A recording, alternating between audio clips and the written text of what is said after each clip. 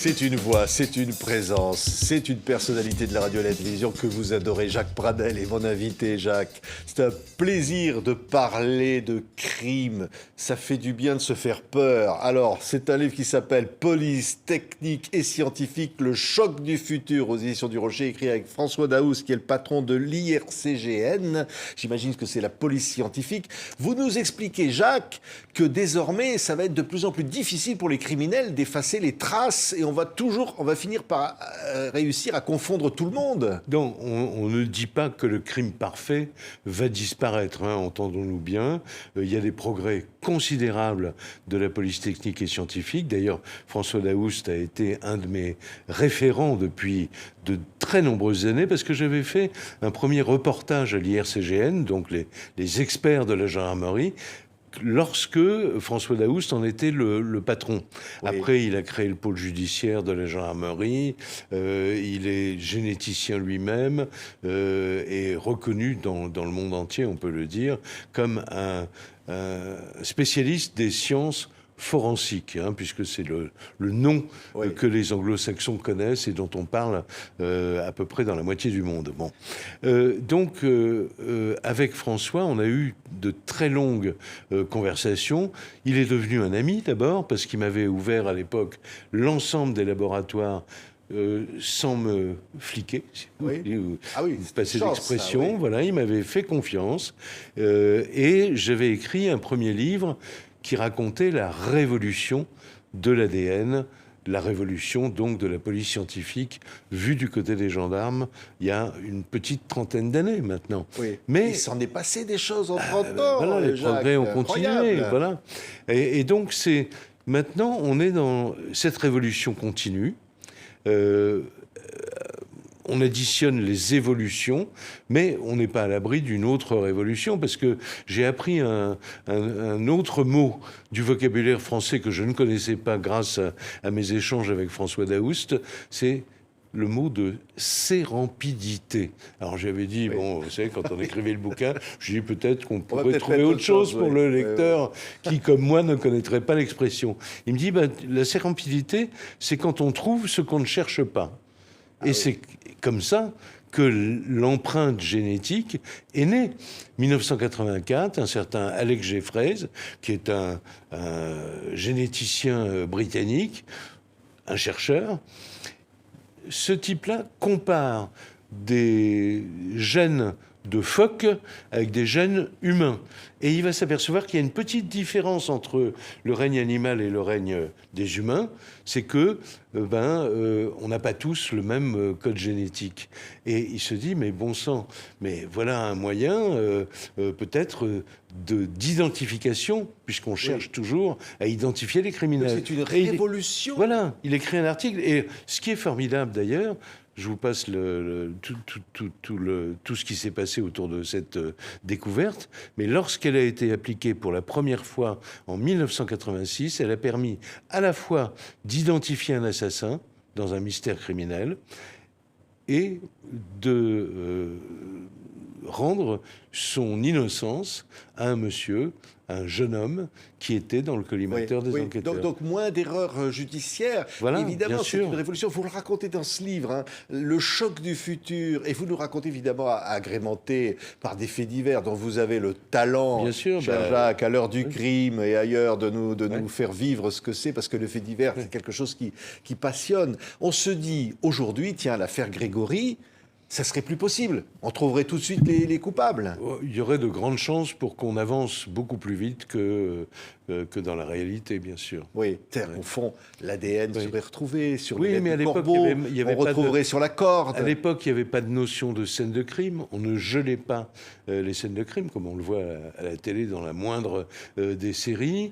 Les gens ont piétiné l'endroit où les berges de la Vologne, où on a trouvé le corps du petit enfant. Ensuite, quand il y a eu l'autopsie, elle s'est très mal déroulée, c'est-à-dire que les médecins légistes n'ont pas recueilli suffisamment de substances pour qu'on puisse faire des analyses correctes après. Ça veut dire, Jacques, ça veut dire qu'on ne saura jamais. sur l'affaire Grégory, Je même avec pense les que progrès d'aujourd'hui? Non, je pense que ce sera très difficile. Je ne le souhaite pas, mais je pense que ce sera très difficile. Je pense que la science, je m'avance peut-être, mais et je ne le souhaite pas encore une fois, mais je pense que la science est battue sur cette histoire-là et que malheureusement, on revient dans le passé à attendre des aveux éventuels. Oui, mais qui viendront peut-être jamais, parce que les gens disparaissent. Mais tiens, sur une affaire d'aujourd'hui, on se dit, oui, bien sûr, la police scientifique, oui, bien sûr, l'affaire Jubilard, un corps qui n'existe pas, enfin qu'on n'a pas retrouvé, eh ben on est battu. On a beau avoir tous les moyens de la police scientifique. L'affaire Jubilard n'est pas terminée. Oui. Bon. Oui, mais d'accord, mais enfin, sans le corps de Delphine Jubilard, on ne peut rien faire. C'est une grosse difficulté. Ça n'empêche pas une cour d'assises de condamner quelqu'un, même dans des affaires où on n'a pas trouvé de corps. Mais à ce moment-là, on aboutit à ce qu'on appelle la vérité judiciaire, qui quelquefois est éloignée de la vérité tout court. Oui, on peut faire disparaître un corps comme ça. Vous qui connaissez rare. tellement... Non, c'est tout rare. seul, est-ce que Cédric Jubilard peut avoir fait disparaître le corps de... Je ne sais pas, je ne peux pas m'avancer parce que je ne connais que la partie du dossier que le grand public connaît. Je suppose que pour qu'il reste en prison préventive aussi longtemps, provisoire, pardon, pas préventive, aussi longtemps, il faut quand même que, enfin, c'est souhaitable, il faut quand même que le dossier contienne des charges. Oui. Dans des éléments répétés. Voilà. Mais malgré la police scientifique, on n'a pas réussi à voir, par exemple, comment on pourrait voir si la Terre a été remuée. On n'a pas absolument. trouvé. Alors qu'on a des moyens extraordinaires aujourd'hui. On a les témoignages, on a beaucoup de choses. On a la téléphonie, on a toute une batterie. On a les chiens, puisqu'on parle aussi dans ce livre de l'odorologie, qui ont été utilisés dans l'affaire du petit Émile, malheureusement sans succès. Donc on a une batterie d'outils nouveaux dans le domaine de la police scientifique, mais pour l'instant, on n'a pas l'arme absolue. Oui, et notamment parce que les criminels s'adaptent. C'est une course entre la science et l'imagination des criminels. C'est comme dans le dopage et l'antidopage dans les courses cyclistes, si vous voulez. Chacun essaye d'avoir la petite longueur d'avance. Donc, les forces de l'ordre, de leur côté, essayent de trouver des parades. Et c'est pour ça qu'ils ont quand même pas mal de succès aussi. Mais comment dire, même l'intelligence artificielle, on en parle dans ce livre aussi, peut être auxiliaire de justice, permettre de résoudre des affaires, ou complice d'actes criminels. Non, mais avec une empreinte génétique, on pourra pratiquement faire un portrait robot. Oui. Ça, c'est quand même un truc de fou. Pratiquement, ça va être possible. Il va y avoir encore autre chose, c'est qui n'est pas impossible, mais une réalité. On peut d'ores et déjà, avec une analyse très très fine, donner l'âge de la personne dont l'ADN a été retrouvé sur les scènes de crime. Donc c'est important parce que jusqu'à présent, on n'avait pas la date. Le fait de retrouver un ADN sur une scène de crime ne veut pas dire forcément que la personne qui possède cet ADN est coupable. Mais là, ça commence à se serrer. Et on a un autre outil qui est en voie de fin de recherche et de développement, c'est l'ADN de la bactérie, dont on va beaucoup parler, parce que l'ADN est une probabilité. Donc, il y a toujours une petite... Alors, c'est une chance sur 3 milliards de retrouver 2 personnes qui ont le même code génétique, mais c'est possible. Avec l'ADN des bactéries, des chercheurs, donc, se sont rendus compte que nous sommes habités par des milliards, des centaines de milliards de bactéries, beaucoup plus que de cellules qui contiennent notre ADN. Et toutes ces bactéries ont leur ADN également. Et certaines sont spécifiques à chaque individu. Oui. Donc, autant dire que si on retrouve d'un côté l'ADN et de l'autre côté que l'ADN des bactéries prouve que ces bactéries appartiennent à monsieur un tel ou à madame un tel, là, on va aller plus loin. On aura fait un grand pas en avant. C'est fini le temps des Sherlock Holmes, des Colombo, des inspecteurs. C'est le Sherlock Holmes 2.0. Mais l'humain dans tout ça, parce qu'au fond, on se dit c'est la technique qui va remplacer l'intuition des des enquêteurs. Non, parce que on parle des grands anciens aussi, bien sûr, Bertillon et les autres, mais on parle d'un certain docteur Edmond Locard, qu'on peut considérer comme le père de la police scientifique en France. C'est dans les premières années du XXe siècle. Il fait le premier laboratoire de police scientifique à Lyon, sous les combles du palais de justice. Bon, cet homme-là, Edmond Locard, émet en criminalistique un principe qui est toujours, qui n'a pas une ride aujourd'hui. Toute personne étant passée par une scène de crime emporte avec lui des éléments qui prouvent son passage et laisse sur le lieu des éléments qui prouvent également son passage. Donc, voilà. Donc, et c'est le principe de Locard que tous les policiers connaissent par cœur. Oui.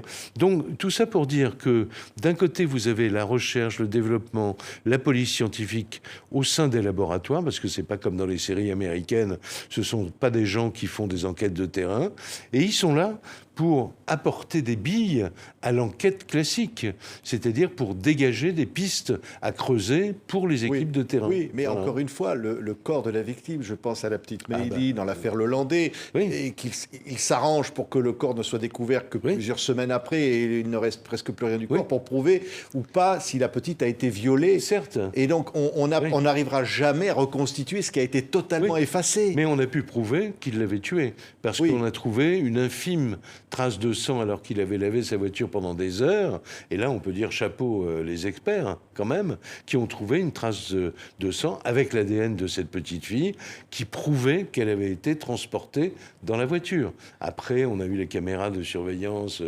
voilà, etc., de sécurité. On a pu reconstituer le chemin suivi par cet homme. Et en restant sur le même personnage, parce qu'il y a un autre crime dont il a été convaincu et jugé pour cela, le caporal, je ne sais plus comment, enfin... Arthur Noyer. Arthur Noyer, merci. Il avait dit, ah ben non, pas du tout, je ne sais pas, oui, on a fréquenté la même boîte de nuit, mais c'est tout. Non, la police scientifique a permis, la téléphonie a permis de retrouver que son téléphone bornait pendant plusieurs heures, tout le temps, à côté de celui du téléphone de la victime. Donc, ça veut dire qu'ils étaient en voiture ensemble. Oui. Mais voilà. Mais en même temps, Jacques, on peut se dire les criminels sont presque, il faut le dire, même si ça paraît provoquant, de plus en plus intelligents. Et ce ne sont pas seulement des... Voilà, je pense à Fourniret, Monique Olivier, on a dit qu'elle avait un QI très élevé. Donc ils sont malins, ils peuvent battre ces nouvelles technologies. Mais moi, je ne crois pas, ce sont des formules, je ne crois pas à l'intelligence des criminels. Parce que si Fourniret avait été si intelligent, il n'aurait pas utilisé sa voiture personnelle, il n'aurait pas donné son prénom à je ne sais combien de victimes, il n'aurait pas raccompagné chez elle celle qu'il a épargnée. Bon, donc voilà. Alors, la chance, qui est, paraît-il, selon certains enquêteurs, fait partie du talent des enquêteurs, la chance joue aussi quelquefois pour le criminel. Oui. Et un qui était quand même incroyablement intelligent, c'est Xavier Dupont de Ligonnès, qui a disparu après avoir assassiné toute sa famille. Et il a réussi à faire que, depuis, on ne sait pas ce qui est arrivé. Mais est-ce que c'est son intelligence ou est-ce que c'est parce qu'il était organisé? Vous savez que pour le FBI, les tueurs en série, il y a les tueurs organisés, les tueurs pas organisés. Évidemment, le tueur organisé, c'est le plus difficile à attraper parce que justement il va faire attention à pas laisser de traces sur les scènes de crime etc. Mais heureusement il y a quelquefois un grain de sable qui fait que l'enquête avance. C'est pas le cas là. Non, mais l'enquête elle a beaucoup progressé sur Dupont de Ligonnès grâce aux traces écrite qu'il a laissée. Il a raconté à ses amis qu'il allait passer à l'acte. Enfin, je veux dire, il n'y a pas un dossier criminel où il y a autant d'éléments. On n'a pas le coupable. On n'a jamais retrouvé. On sait même pas s'il est vivant. On sait qu'il a tout fait pour disparaître sans laisser de traces, pour qu'on ne puisse pas dire, et c'était pour des raisons religieuses, pour qu'on ne puisse pas dire il a assassiné toute sa famille. Et il a réussi son coup. C'est-à-dire quoi? Il s'est dissous lui-même, il s'est fait disparaître non, mais lui-même. l'endroit, la zone où il a disparu est une zone de spéléologie. Or, il faisait beaucoup de spéléologie. C'est un gruyère, quoi, si vous voulez. C'est-à-dire que vous pensez sous-sol. qu'il est descendu dans une sûr. grotte et il Moi, s'est suicidé dans une je grotte? je le pense. Parce que l'autre éventualité, c'est que il est tellement intelligent qu'il vit tranquille quelque part aux États-Unis ou en Amérique du Sud. Mais tous les voyous savent qu'une cavale, pour rester en cavale, ça coûte beaucoup d'argent. Or, lui, son problème principal, c'est qu'il n'avait plus d'argent. Oui, mais Donc, pourquoi il a pris toutes ces précautions pour dissimuler tout ça? C'est juste pour se suicider après. Oui. Puis d'ailleurs, ceux qui connaissent ce dossier disent certains, non, ce n'est pas quelqu'un qui peut s'être suicidé. Oui, peut-être, mais à ce moment-là, il y a des arguments pour et contre. Mais on ne peut faire que du café du commerce autour de ce genre d'affaires, pardonnez-moi, mais parce que seules les hypothèses... Or, tous les enquêteurs savent que les hypothèses, on les range quelque part, on regarde ce qui est, les preuves pénales qu'on peut réunir et les preuves qui parlent. Les objets, la téléphonie, l'ADN, etc.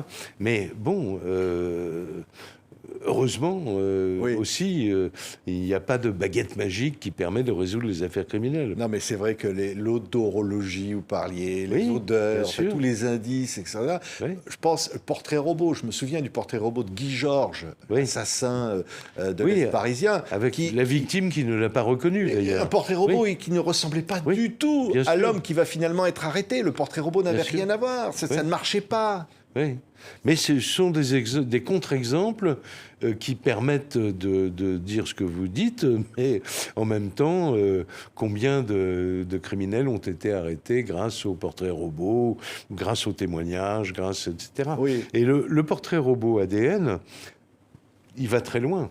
Parce que d'abord, il faut une autorisation de la justice pour le faire, parce que on ne peut pas faire ce portrait robot à cause des lois de bioéthique sur l'empreinte génétique qui est dans le fichier, parce que on ne se sert, là je parle pour les spécialistes, on ne se sert que de parties non codantes.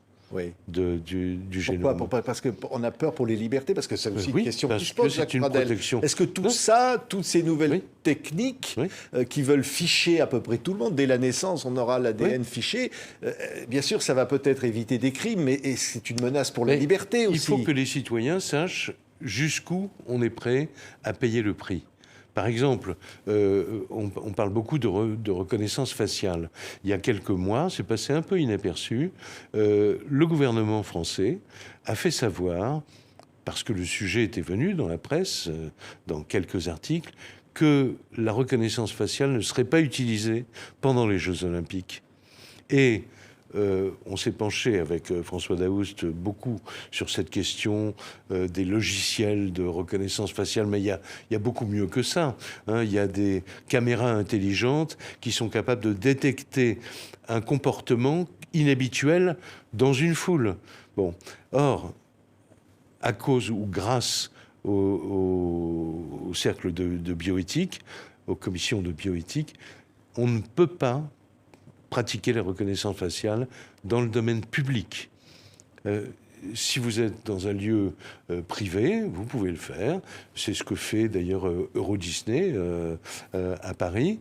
Mais évidemment, pour des raisons sanitaires, c'est-à-dire que on a des caméras qui détectent le fait qu'un certain nombre de visiteurs n'ont pas le comportement habituel. Par exemple, la parade est déjà passée, il n'y a pas la queue pour les animations, les gens se sont restaurés avant, etc. Mais alors que tout le monde bouge, ils sont statiques. Dans 10 minutes, vous allez avoir la sécurité qui va venir parce que ça a permis de détecter des malaises graves, des futures crises cardiaques ou des futurs AVC également. Mais on se dit aussi quel dommage qu'il n'y ait pas eu des caméras de ce type en 2001, au mois de septembre 2001, aux États-Unis. Quoi. Oui, voilà. mais quel dommage. Par exemple, tiens, je pense à l'affaire du grêlé. Parce qu'il était flic, parce qu'il était bien intégré, il avait violé, assassiné des années avant, et puis ensuite il a une vie normale avec une famille. Mais quel dommage, parce qu'il est flic, qu'il n'était pas fiché. Mais son ADN, le jour où on a voulu prendre son ADN, il s'est suicidé. Oui, le grêlé, c'est 35 ans après. Et on a pu avoir le fin mot de l'histoire uniquement parce que le dossier était ouvert. Il n'était pas couvert par la prescription. C'est pour ça que, personnellement, mais là je vous donne mon avis personnel, je serais favorable, sinon à la disparition de la prescription pour un certain nombre d'homicides, tout au moins... C'est-à-dire les crimes les plus graves. Oui, voilà, les homicides passibles de plus de 20 ans ou 25 ans de prison, par exemple, voire un nouvel allongement de la période de prescription qui est passé de 10 ans à 20 ans en 2017 et qui pourrait passer à 50 ans, par exemple. Bon.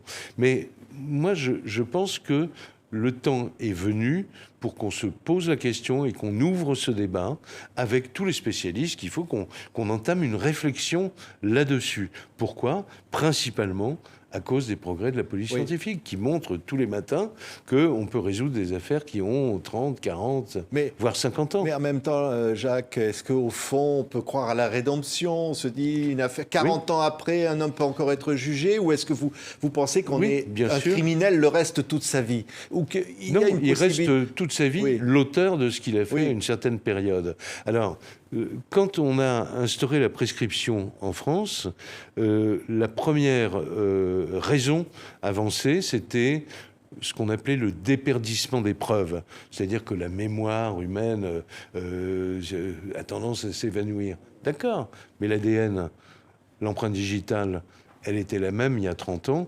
qu'aujourd'hui. Et si vous voulez, je pense que c'est un sujet de société. Parce que on peut appeler cette prescription le pardon légal. Et ce pardon légal, il n'est plus toléré. Comme ne sont plus tolérées les agressions d'actrices sur les plateaux de cinéma. Le pardon légal. Parce que le pardon légal, ça peut être aussi, ça dépend comment on regarde les choses, la paresse légale ou l'incompétence légale. C'est-à-dire, c'est pas parce que la justice n'a pas réussi à résoudre certaines affaires qu'il faut les laisser en plan, parce que les victimes, elles existent. Les proches des victimes existent également. Et voilà. On n'a jamais retrouvé la petite Estelle Mouzin, par exemple. Victime de Fourniret, mais tant qu'on n'a pas retrouvé les restes, la famille ne peut pas faire le deuil. Et ça, c'est quelque chose d'insupportable. Mais imaginez que... Il y a une des victimes de Fourniret, la première victime, Isabelle Laville. Isabelle Laville, c'est une gamine qui était collégienne, je crois, ou une lycéenne. Elle est enlevée par le couple, par Monique Olivier et par Michel Fourniret. Et qu'est-ce qui se passe ? 3 mois après, il y a un non-lieu. 3 mois après, il y a un juge qui décide qu'on n'avancera pas. Vous vous mettez à la place des parents ? C'est insupportable quand même. C'est insupportable. Donc, si la prescription n'existe pas, eh bien, on peut, puis ça a été le cas d'ailleurs, Monique Olivier et Michel Fourniret ont avoué le meurtre d'Isabelle Laville et ils ont été condamnés pour ça en 2008 à Charleville-Mézières. Mais pour obtenir ce genre de condamnation, il faut toujours tordre les faits. C'est-à-dire qu'on a trouvé pour combattre la prescription, le mur de la prescription. Concernant les tueurs en série, on a trouvé que si on pouvait prouver qu'un crime était l'un des crimes d'une série, alors à ce moment-là, la prescription ne s'impose pas. Bon, moi je veux bien, mais c'est quand même tordre les faits. Jacques Pradel, si vous aviez la possibilité, vous auriez rencontré certains criminels. Il y a quelque chose à tirer de parler avec des criminels. Non, moi je ne suis pas du tout attiré par ça. Je vous ai dit ce que je pensais de l'intelligence criminelle à laquelle je ne crois pas. Je n'ai aucun respect, bien que je sois très conscient, parce que le mystère du passage à l'acte est quand même quelque chose qui demeure. comment quelqu'un d'ordinaire, comme vous Oui. et moi, va faire quelque chose d'extraordinaire, c'est-à-dire de franchir la ligne jaune et de décider que la seule solution pour résoudre ses problèmes, c'est de tuer son prochain. Bon, il y a un vrai mystère.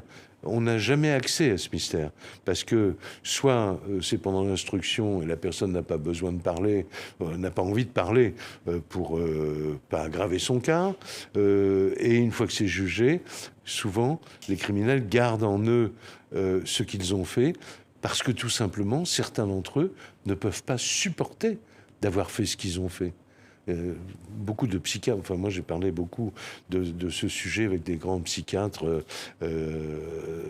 comme Daniel Zaguri par exemple, qui dit toujours le pourquoi est un fantasme. C'est en voyant comment ça s'est passé qu'on peut peut-être avoir des pistes sur le pourquoi ça s'est passé. Oui, mais bon, Voilà. Nordal Lelandais, qui a assassiné la petite Meili, Oui. qui, en prison, a accès à un appartement d'intimité Oui, et bien sûr. devient papa Oui. d'un enfant en prison. Ça choque? Ça vous choque? Oui, non, ça choque. Bien sûr que ça choque. Mais en même temps, je pense que la privation de liberté n'est pas synonyme non plus de privation de droit. Parce que ces gens ne sont pas des monstres, malgré... Il fascine d'ailleurs beaucoup. Oui, non, mais de- ce sont quand même avant tout des humains. Donc, il y a une part d'humanité, même dans le pire criminel. Donc, que sa détention soit encadrée par des lois qui le protègent, pourquoi pas? Qu'il puisse faire un Mais- enfant en Mais prison. bien sûr là, que c'est scandaleux. Oui. Non, bien sûr que c'est scandaleux, mais c'est l'application de la loi. Oui. Et je pense il faudrait que... changer la loi alors. Alors, pourquoi pas? Oui. Mais voilà. Mais on voit bien cette Mais fascination. je vous Ils dis la même reçoivent- chose Oui. quand je dis qu'il faut changer la loi sur la prescription. Hein. Oui, mais ils reçoivent, voilà. ces gens-là reçoivent beaucoup de courriers Oui, mais c'est- de gens qui veulent sont fascinés par les criminels, Non, veulent les c'est peu. rencontrer. Oui, il y a beaucoup de femmes ou d'hommes qui veulent épouser des gens, donc hommes ou femmes, ou du même sexe d'ailleurs. Ça s'est passé dans les prisons françaises, parce qu'il y a cette fascination du mal qui existe. C'est le côté... c'est un aspect de la personnalité humaine, malheureusement. Oui, merci. C'est passionnant, hein, Jacques. Jacques Pradel avec François Daoust, Le choc du futur, la police technique et scientifique aux éditions du Rocher. On apprend plein de choses et puis évidemment illustré avec quelques affaires criminelles que vous savez si bien raconter. Jacques Pradel était mon invité. Merci. Merci beaucoup, Patrick.